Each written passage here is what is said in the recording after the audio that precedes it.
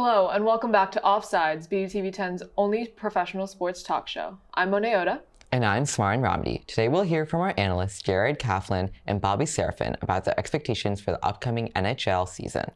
And for our first Weather Wall of the year, Joe Pohoryles will be giving a preview of the upcoming NBA season. Then MLB expert Daniel Multz will recap the wildcard games and give an update on the postseason. All this and more, Offside starts right now.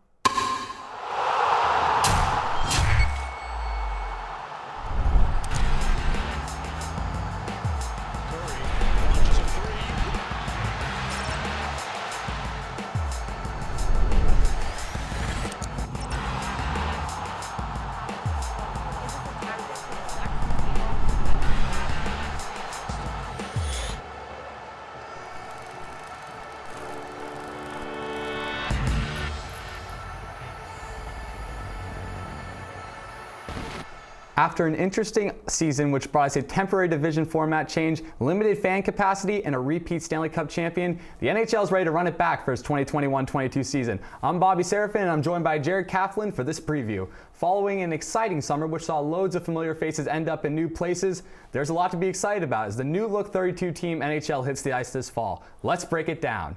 First, let's cover some of the biggest off-season signings from this year. I'm interested to hear your take, but my spotlight is definitely on Phillip Danault. He looks to help complete the Los Angeles Kings rebuild, signing for 6 years at $5.5 million, forming a formidable 1-2-3 punch at center with longtime stalwart Anze Kopitar and youngster Gabe Vilardi. He's one of the best two-way centermen this league has to offer and helped lead the Montreal Canadiens all the way to the Stanley Cup final this past season. He hopes to translate those talents to LA, where there's plenty of excitement about the youth movement that's taking place, centered around a future star in Quinton Byfield. The Kings' future is bright, but I'm most impressed with the Hurricanes' short-term signing of JESPERI KOTKANIEMI. He signed a 1-year, $6.1 million signing with the Canes. I could choose any player and how it might affect the team's chance of winning it all, but this is the one sign that will affect the league at a structural level. KOTKANIEMI was signed to another team through an offer sheet, which gave his former team, the Montreal Canadiens, a first and third round pick. From there, Canadiens GM Marc Bergevin traded those picks for former Coyote Christian Dvorak. I think from now on, restricted free agents will be more vulnerable to the offer sheet, since this is the first unmatched one in 14 years. Wow. It's brought a whole new level to contract negotiations and the NHL offseason. The offer sheet has always been a mystery, but I hope more teams are able to take advantage in the future because this certainly looks to be quite the move. Now let's move on to this year's rookies. Who do you see breaking out this season, Jared? Well, this feels like cheating because he already has some NHL experience, but similar to Cale Makar, I picked Cole Caulfield, the former Wisconsin Badger, who technically still has a rook status because he only played a few games. He got called up late in the season last year, but was a huge part of the Canadiens' success in their playoff run, scoring 12 points. And I think this is only the beginning. I'm expecting Caulfield, a player similar to elite winger Alex DeBrincat, to have a Cale Makar type season impact in his first full season with the Canadiens, especially that he gets to play alongside Nick Suzuki. I mean, ever since watching him on the big stage of the World Junior Championships, I'm going to have to disagree with you. Many NHL fans have fallen in love with this guy, and so have I. It's Trevor Zegras. His pure skill set could be one of the best in the league one day. With his agile skating, excellent vision, and a wicked wrister, Zegras has all the tools to be a top-end NHL player. This year, he will have all the chances to do so, being that he's now a full-time member of the Anaheim Ducks and has been given the reins from longtime captain Ryan Getzlaf. Expecting big things from the former BU Terrier this season. Now, let's dish out some way too early Stanley Cup family predictions that will most likely blow up in our faces one day. Personally, as cliche as it sounds, but this is the Avs year. They remind me a lot of the 2010s Washington Capitals, meaning they had the star power, they had the depth, North caliber defensemen, and rock-solid goaltending, but can never get over the hump. I know that a fire is burning inside perennial Hart contender Nathan MacKinnon that will hopefully push them over the top. I think with the development of their young studs such as Bowen Byram and Alex Newhook, this juggernaut of an Avs team will be simply unstoppable come postseason.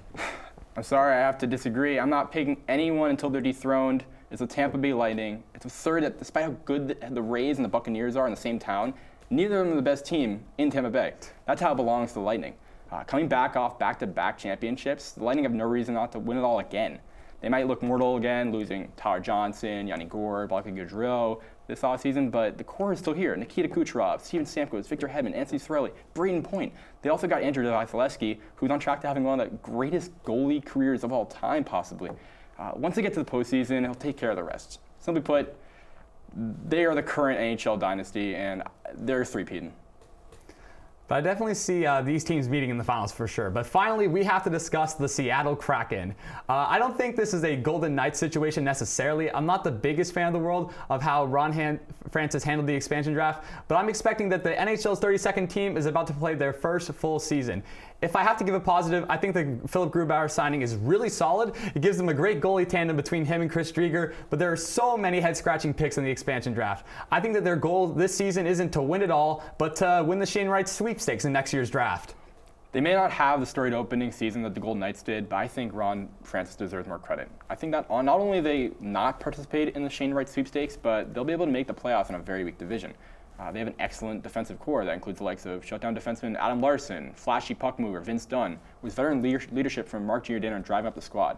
Up front, they might not have big names, but I would refer to them as the Swiss Army knife since they have so many quality role players.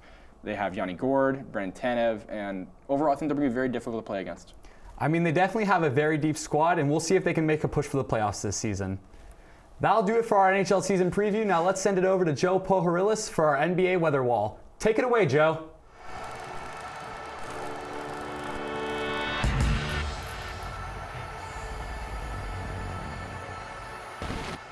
The NBA season is almost here, and I'm Joe Pohoryles bringing you to the weather wall today to forecast some third-year players that will either break out or take a step back. Guys like Zion Williamson and Ja Morant are already stars in the league, so today we'll be focusing on more under-the-radar players. Starting in the East Coast, the skies are sunny for Daniel Gafford as the young center will take a big step forward in Washington. Gafford was acquired at last year's trade deadline from Chicago and immediately established himself as their top interior presence. Gafford averaged 10 points, 5.6 rebounds, and nearly 2 blocks in 17.7 minutes per game. With new coach Wes Unseld Jr. focusing on an improved defensive scheme and Gafford developing the stamina to play more minutes, I expect the 23-year-old to be a bright spot in an otherwise murky Wizards roster. Moving south, we'll see partly cloudy skies around Kevin Porter Jr., as he gears up to be a key young piece with the rebuilding Rockets. His time with the Cavaliers ended in a rough spot, but after getting top minutes in Houston last year, his point scoring and assist numbers considerably jumped, going from 15-3 per 36 minutes to 18-7. With John Wall seeking a trade, Porter will have room to establish himself as the floor general alongside lottery pick Jalen Green, but it all hinges on Porter overcoming his past troubles. Looking up to the Midwest, we've got a storm brewing for Coby White.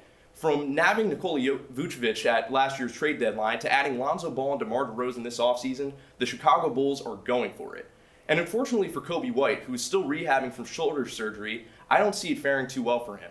White will likely miss the start of the season, and with little chance of matching his 31.2 minutes per game last season, his overall production is bound to suffer, after improving his averages to 15 points and 5 assists last season. Finally, out west, the storm clouds are clearing for Golden State. The Splash Brothers will be back, but Jordan Poole looks like he could be one of the top 6 men in the league this season. He struggled with consistency last year, but he flashed his scoring ability all season last year. He can put up shots from anywhere and possesses the slick handles that allow him to drive to the hoop. And if you've seen his performance this preseason, he looks confident in his game, and working with Steph and Clay, I expect his game to take off. That's all from me at the Weather Wall. We'll go to Daniel Multz for our MLB Wildcard recap. Take it away, Daniel.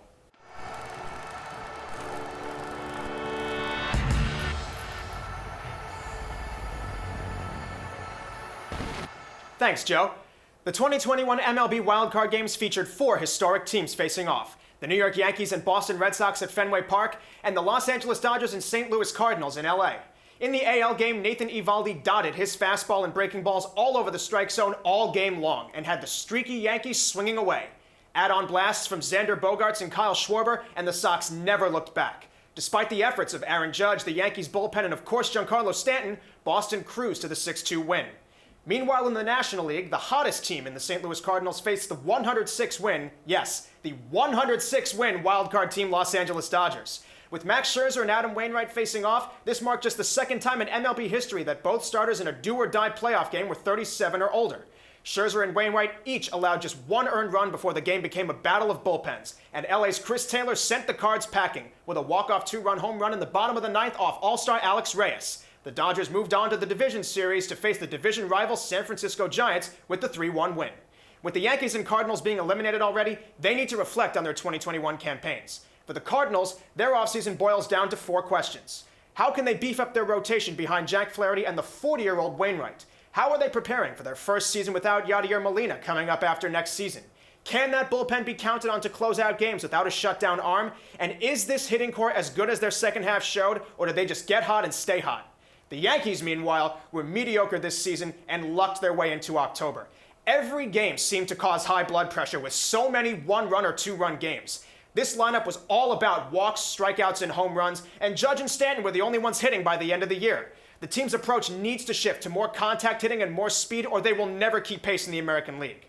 Aaron Boone and the Yankees coaching staff cost this team many winnable games this season, whether through outs on the bases or seemingly conceding games by bringing in the likes of Nick Nelson or Andrew Heaney. People need to lose their jobs for all of these lowlights. And lastly, Garrett Cole cannot beat the Red Sox at Fenway Park. He permanently stained his Yankees legacy by letting his team down against their arch rival in a game they had to win. A long and hopefully eventful offseason awaits the Bronx Bombers. All these questions and more to be answered for these teams in the coming months, but not before the rest of the 2021 MLB postseason comes to a close and we crown a team 2021 World Champions. We'll be sure to have a full MLB playoff recap coming your way here at Offsides a little later on this season. Until then, Monet and Smaran, back to you.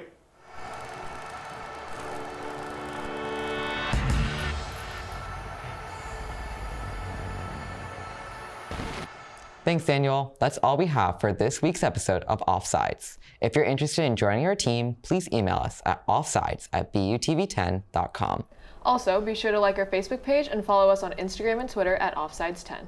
On behalf of our entire cast and crew, thanks for watching and have a great night.